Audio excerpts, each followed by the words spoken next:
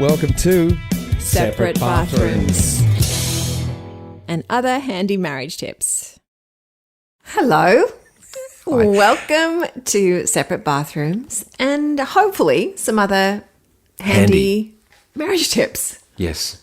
Or just tips. Tips. Doesn't have to be marriage tips. Tips for living Maybe. from experts, not us. Oh, gosh, yeah. Yeah. Not us. Let's make that very clear. Yeah. Yeah. I'm Cam Daddo. This is my wife. Which is different to this is your life. This is my wife, Ali Daddo. Yes. I didn't say that? No. Oh, That's what I was God. waiting for you. Sorry. Anyway. We know who you are, but we can't see you, so, you know. Yeah. True that. We are following on from our podcast. It was a couple of poddies ago about love cycles from Dr. Alexandra Solomon. She was talking about the cycles of love, the disconnection, connection, and repair, not necessarily in that order. Can that be in any order? Can you go from disconnection to connection and back? I suppose if you're connected, you're not repairing, are you? I feel like it's connection, disconnection, repair because, yeah, I would imagine. Well, there you go. So we're sort of piggybacking on that because something that we can all probably relate to that we talked about is the repair. And an important part of repair is apology, the spirit of apology or asking for an apology or giving one. And Ali's favourite person, Brené Brown. We love Brené Brown. I think we've mentioned her before on this podcast. And she has her own podcast as well called Unlocking Us, which I savor every time one comes out. I know that I gave you for Father's Day one of her books. You're reading Daring Greatly. Amazing book. Yeah. And she's a shame and vulnerability researcher. You've probably heard of her. And just an incredible storyteller. And one of her podcasts that she did, I believe it was in her first season of Unlocking Us, is she speaks to another amazing woman called Harriet Lerner, who's written multiple books. But one of her books is called How to Apologize and Why It Matters. And they have this fabulous talk and chat and interview about that and the steps to apologize. It's actually a 2-part podcast. And you and I listened to that. I listened to it by myself, and then you and I listened to it yesterday again. And we thought that would be a great topic, as you say, because to repair any relationship, I believe there has to be the communication and there has to be an apology. Yeah, well, just the sheer notion that something's blown apart is that someone's done something to hurt someone else. And so in order to have that be rectified there needs to be an apology. And thankfully in our marriage, honey, coming up to 29 years in December we're coming up to. We've been together for over 30. We've never had a reason to apologise to each other because I've never done anything to hurt you. I could tell by your poker face that was happening right now. I'm like, where is this going? This is definitely going into the realm of lies. I think Fantasy world. I think I apologise for Australia. I think. What do you mean? Well, I think I've done it that medal? often. You do a lot of apologies. I do a lot of because I understand how important it is, and I think it was well before I met you. It was right back to being a little kid, and I remember apologising to mum and dad for stuff and to my brothers for things. And one of the things with my brothers, I could never understand. They would get into big fights. The twins, Jamie and Andrew, would get into fights, and things would not move at all. And I'd be like, just say sorry. And it was like, no, you say sorry. He's got to say sorry to me. It's like, look, you were part of it. Just say sorry. And I remember being, like that mediator, 10-year-old, being aware of it at that time. Obviously, I came to understand the importance of apology to a much deeper level later on in life. But it's a big part of the beginning of repair. Yeah, and as Harriet Lerner says, that those two words, I'm sorry, are actually the two most important words in the human language, because I mean, at some point in our lives, we're going to do something where we have to say, I'm sorry, whether you've done it accidentally, on purpose, or I don't think you make it through life without hurting someone. Maybe you do, I don't know, but I can't imagine anyone making it through life, a long life, and not hurting someone somehow or another. And we all make mistakes. Including the mistake of how to apologize. Yes, exactly. So there is a good apology. If there is good and bad, there's a good apology and there's a bad apology. Positive effects and negative effects, and that's what they're dealing with in the podcast, in Brene Brown's podcast. So we thought we'd go over a few of those things today with you. Right. Because as you know, if you've ever received a bad apology, it can actually make the situation like irreparable or 20 times worse. And yet a good apology is that's that ability to go deeper in the relationship.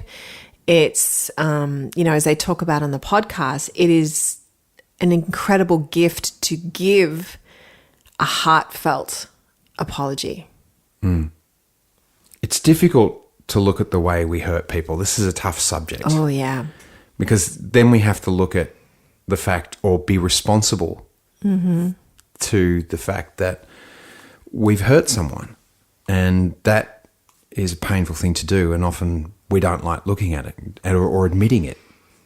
Yeah. And particularly the way, and especially the way you were raised. And again, I know I always talk about this myself as a people pleaser.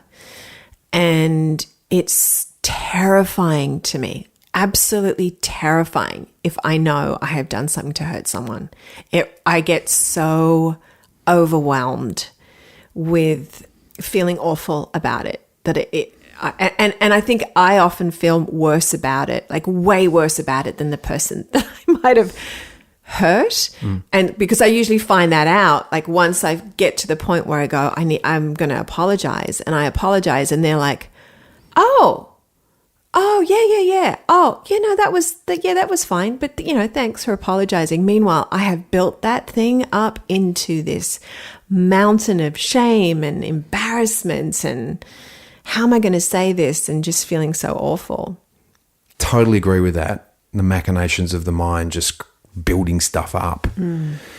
We acknowledged before that when an apology is given correctly, it can be a really positive thing. And then if an apology is done not so well, it can really adversely affect a relationship. So let's talk about when an apology is done right. Yeah. It is a gift to the hurt person because it soothes that person. It can calm them down, take the heat out of the issue. Right. And stop the obsessing sometimes, if you've been hurt and that incident replays over and over again in your mind, and it becomes, you're thinking about it at night, you can't sleep about it, or whatever it may be. And the stress around that can be enormous if it's been a big hurt. Yeah, well, actually, it gives you a sense of why you were hurt. The apology.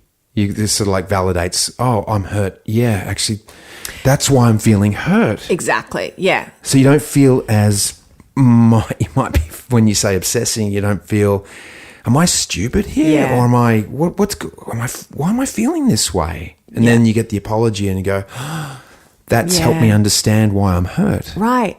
And just even in that, the closeness that then can happen between those two people, because someone's just validated all of that for you and gone, I understand why you were hurt. I understand what that must, have been like, or, maybe you can't understand the exactness of the feelings, but I understand why you took it the way you did and how hurtful that must have been to you. That immediately soothes that immediately validates that within that person. And it's where we were talking about the flip side of that is gaslighting. Gaslighting. Yeah, gaslighting. When someone, you've done something and I say, that really hurt when you did that. And you're like, I didn't do that. Oh, I've done that to you. I don't know what you're talking about. You're nuts. You're crazy. I've done that. You know I've done that. And this is where it's hard. This is where it's so difficult to look at the way we hurt people. And yeah, I've done that with you. You're crazy. You're nuts. This is and I'll apologize again. And I will say thank you. I appreciate that. No, I mean that. Yeah, thank you. Thank you. I feel your heartfelt apology in that.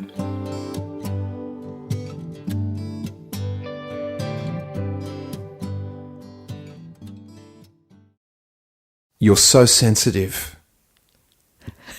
That's a line that comes out from people, isn't it?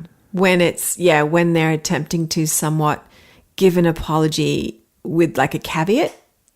You know, and this is what they go on to talk about, like all the little caveats that actually take the apology away. You know, I'm really sorry. I'm really sorry. I dinged your car, but you know, you were parked in a really weird position when I had to move it. Well, that's not an apology. That's not an apology. You should just shut up. I'm really sorry that happened. Yeah, I'm really sorry. I dinged your car. I will make the reparations for that. I will get it fixed. Done. And end of sentence and run from the room. Well, yeah, I get, but I mean, I know that Brené Brown and Harriet go on to discuss things deeper. Yeah. You know, this is a great podcast to listen to if you're interested in really the nuances of apology. We only have, half an hour to discuss this, and maybe we'll do more of it down the road. But but I just used it. That word, but. That is a great tip. They discuss this, but that is a great tip. Take that word out of any apology you're given or giving, because it just erases what you've said before. Yeah. What did we get taught years ago? But is the big eraser. Yeah. It erases whatever was said before it. Yeah. I love you, but. I'm so happy for you, but. This is a great time, but... Yeah. Oh, here it comes. What am I doing wrong? And it was really interesting when they were talking about the ways that apologies can go, are not validating. And there's subtle ways as well. You know, when she was saying about, when Harriet Lerner was talking about, she said, I know this is a really sensitive subject for you, and I'm really sorry your feelings got hurt. That's not an apology. That's a projection, isn't yes. it? And that's a judgment call. Yeah, and it's not about whether you're sensitive or not. It's about I've done something and you're hurt, and that's where you keep it at. Mm-hmm. Or even just the terms, I'm sorry you feel hurt, which this took me a minute to really understand this. I'm sorry you feel hurt by what I did. And it's just a slight twist rather than taking the responsibility of, I'm so sorry that I hurt you with what I did. Because, in saying, I'm sorry you feel hurt, it's kind of like this, well, it's your responsibility for being hurt because you're too sensitive. You're too sensitive. What you did with it is yours, and I'm sorry that was hurtful for you. But I'm sorry I hurt you brings the responsibility back to me. Is it okay to say to ask the question, did I hurt you? I suppose that starts it off. Yeah, that would be quite a brave question, in a lot of ways, because you have to be really open to the answer and what that may bring forth for that person. And then that person answers, yes, you did. No, you didn't. Yes, you did hurt me. I'm sorry I hurt you. Because I guess if you just turn around and said to someone, I'm sorry I hurt you, I apologize, I hurt you, that's a projection. So you ask for clarity first. Did I hurt you? Yes, you did. I'm so sorry. I didn't mean to. That wasn't my intention. Whereas if you just start off with, I'm sorry I hurt you, that person might say, you didn't hurt me, I'm fine.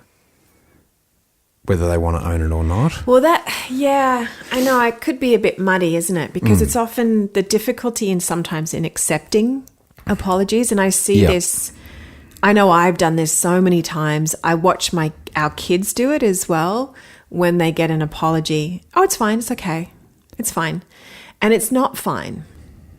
It's not fine that you hurt someone. And to give that permission away like that, to go, yeah, it's fine. It's okay. You might be feeling okay with the hurt, but that's not the message to send to someone. When someone apologizes, to also open-heartedly accept it with, thank you so much for saying sorry. I really feel your apology and I accept it. Yeah. And see, this is where it gets tough, because if I know when I've given apologies and I'm waiting for that, no, you didn't hurt me, because I really don't want to accept that I've hurt someone. I want them to say, nah, it's all right. Nah, mate, you didn't. Nah, that wasn't rude. No, that was fine, And when they don't say it and they say, thank you for the apology, I'm now left with what I did, really left with it. They know, the person knows that I messed up, and I know that I messed up because they have not said, don't worry. Yeah. And this is what being responsible is all about.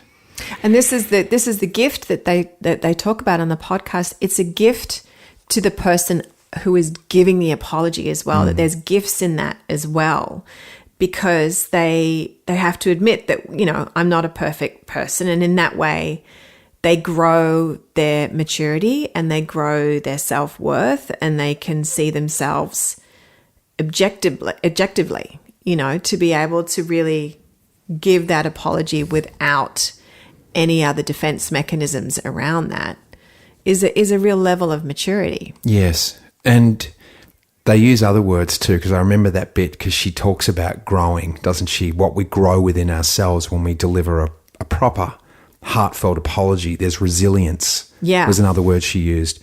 And another word she used was integrity. Yes.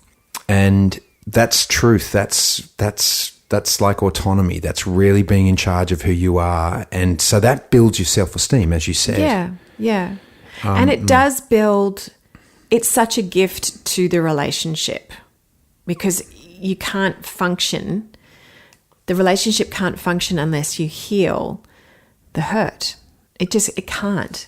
And I think people think that they can go on, and that's in any relationship. It's that old, put it under the rug, dust it away. It's okay. Oh, it's fine. Didn't really bother me. And yet if you can clear those pathways and just give an apology, the level of intimacy is so much more, because, you've cleared it out. No matter if it's small or big, I feel like it's so important to the relationship. Yeah, it is. And then what are the effects of a bad apology when, say, you use the but, made it, suddenly you've apologized, but it was your fault. Or, but you know what I mean? Yeah, but you started it. I'm really sorry, but you started it. That's not an apology. No, it's not. And the consequences of that within a relationship, she talks about it can cut off a relationship. That's the end of the relationship. Yeah. Or that other one, which is probably more in my experience, is that something's different in the relationship. Something's off in that relationship now. And I have that with people where something's happened, and I'm trying to look for an example where I feel like I haven't acknowledged what I've done. I really try and do my best to acknowledge when I've messed up in a relationship and go, look, I take responsibility for this. I can't make another person take responsibility for their part. Yeah. That's what I find. That's what I really get challenged with. And over the past few years, there are some relationships that I have where things have gone down, and it's not been of my doing, but now that relationship, there's something off, and I don't have the same relationship with that person because either there was no apology, it was just left alone to run its course, or or there was sort of an apology, yet there was a provision at the end of it that sort of gave the person an out. It's a shame. It changes the relationship. Yeah. It gives it. There's a little piece of it that lets you know. Yeah, we don't quite have that trust anymore. Don't quite have it. Yeah, I can't rely on you. I'm probably not gonna pick you when World War III starts to be on my team. Right. Do you feel like you could go, from a place of being wholehearted and starting a conversation going, I really want to feel trust with you again, like I did, before this particular incident. This incident actually hurt me, and I would love to be able to discuss it because I feel like you owe me an apology. Like, can you ask that? I think you can, but you've got to. I think you can, but you've got to pick your person and pick the reason why you want to go into that or continue that relationship with that person. There's something about the word "you owe me." I don't know, right? Like, it's something about those words "you owe me." Like, I don't like that term. You owe me an apology, or. So how do you put it? Well, I think basically, what about this way, is if it's not so much you owe me an apology, but I keep saying but. I'm so aware of it now. It's not so much you owe me an apology. So I'll give this example. I had a business relationship with another guy. We were writing a TV show together. And it all just fell apart. And it fell apart because he got I think he got scared. I think he just felt it was too much coming up because there was a bit going on at the time and he just needed some space.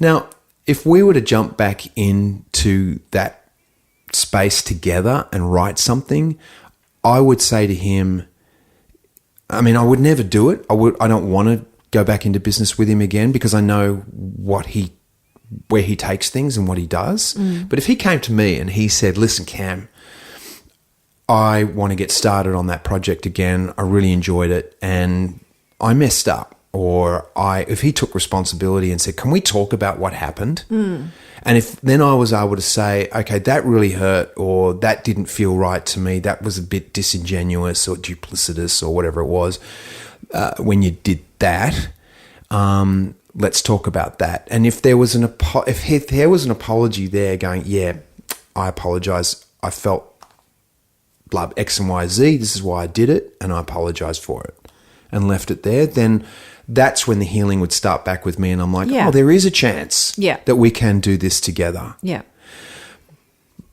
If it was a person that I was not really interested in, going, you know what, they've really shown me their true colours and I don't really want to be around them anyway. My life's actually better and there are other people that I would prefer to be with. Yeah. Then I think that's probably time to move on. And I think in the apology, there has to be, like I said, a reparation as well. To me, there are times that there has to be, I hurt you, and how can I make that better?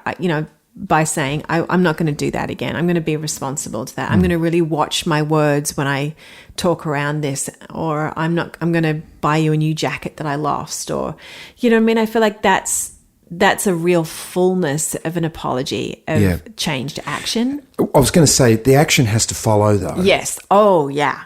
Yeah. I had a friend looking after a surfboard of mine when we were away and he snapped it and he was looking after it. So he really should have replaced it.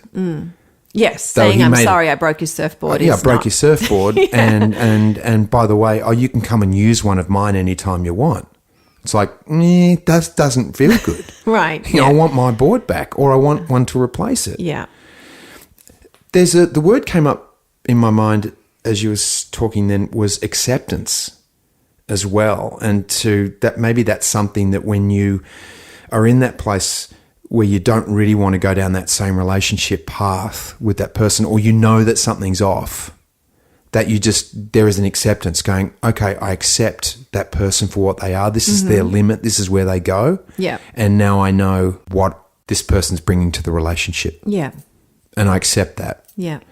Though if there is that idea that I want to go deeper with them, then you go down that road in conversation with apology firmly at the forefront. Yeah. And no buts in there, yeah?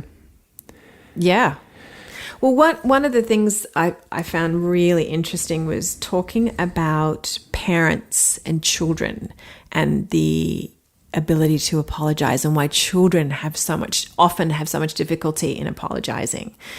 And there's first of all, you got the example of watching your parents apologize to each other in a heartfelt way. So you've got that demonstration.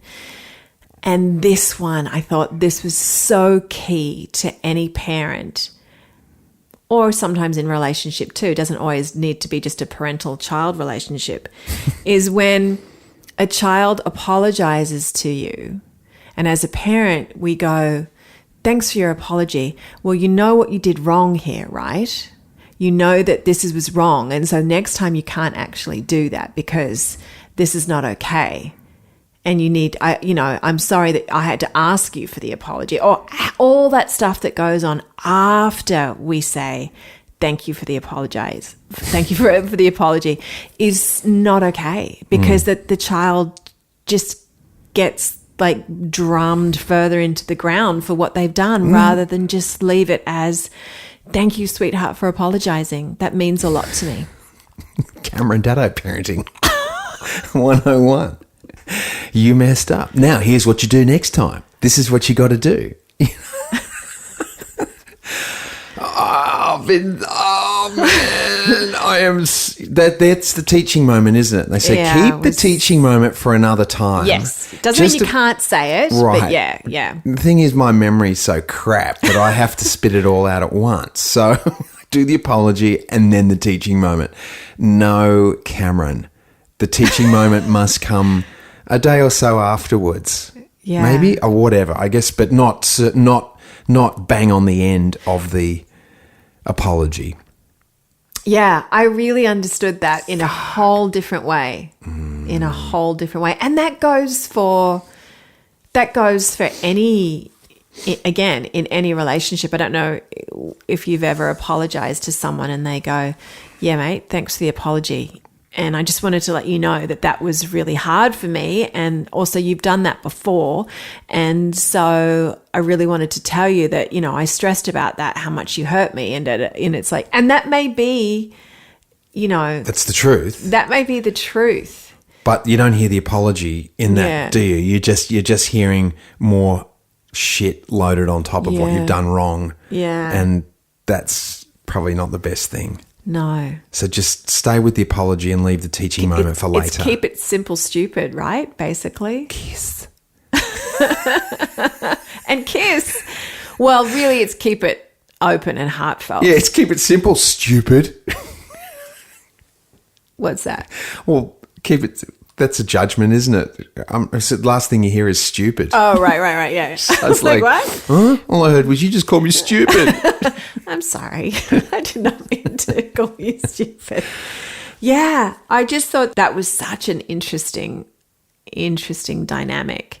And to be in the face of that too, I think that's, sometimes why we don't want to apologize as adults is like you open up that door to an apology and it's not going to be about that one incident. It's going to be about the last 20 incidents that might have happened. Well, yeah, exactly. And if you apologize, then you're opening yourself up to more unleashed anger upon yourself. Gosh. And that takes maturity. It does. But this is also what we're talking about, isn't it? Where you're growing this resilience and the integrity and self-respect, actually. A lot of guys have issue or difficulty apologizing because they feel like they're giving up something. Right. Or we feel like we're giving up something. If I apologize, then I'm admitting and I'm giving up my power to you and I'm losing my edge, whatever that is, and it really creates more of a divide, I think, when we don't. Yeah. And that's really just something, that's a story that we tell ourselves. And yeah, because it's this idea that the other person's going to lose respect for us if we apologize, when it's actually the opposite. I I think it's in our minds that we're going, oh, if I apologize and admit I was wrong, I'm not going to be respected. That's not it. Yeah, and the fear comes in, and then it's the apology happens, and the fear comes in after the apology, but you cut me off. It's your fault. And you've just wrecked the whole thing. Oh, we could talk about this for ages. And that's only the tip of the iceberg with the apologies, isn't it? Like, there's a lot more to this. There's a lot more to unpacking it. And it's again, it's very simple, but it's a healer. It's a healer or it's a crusher. Yeah, I'd prefer it be a healer myself. Check Absolutely. out Brené Brown's podcast, Unlocking Us with Harriet Lerner, How to Apologize and Why It Matters. We can discuss this further. We're out of time now. If you have any thoughts on this subject, please hit us up at Separate Bathrooms Facebook page and Instagram too. So I'm at Cameron Daddo. I'm at Ali Daddo. And, well, till next week. Yes. Hopefully you don't do anything that you need to apologise for, but if you're anything like me, you'll be apologising in the next half hour for something. Well, if you're human. Yeah, just stay away from the butt. Right. Unless it's your butt. I'm sorry. I appreciate you. Thank you. It's over her butt. Head. I'm the butt head. See you next week. Thanks for listening. Bye.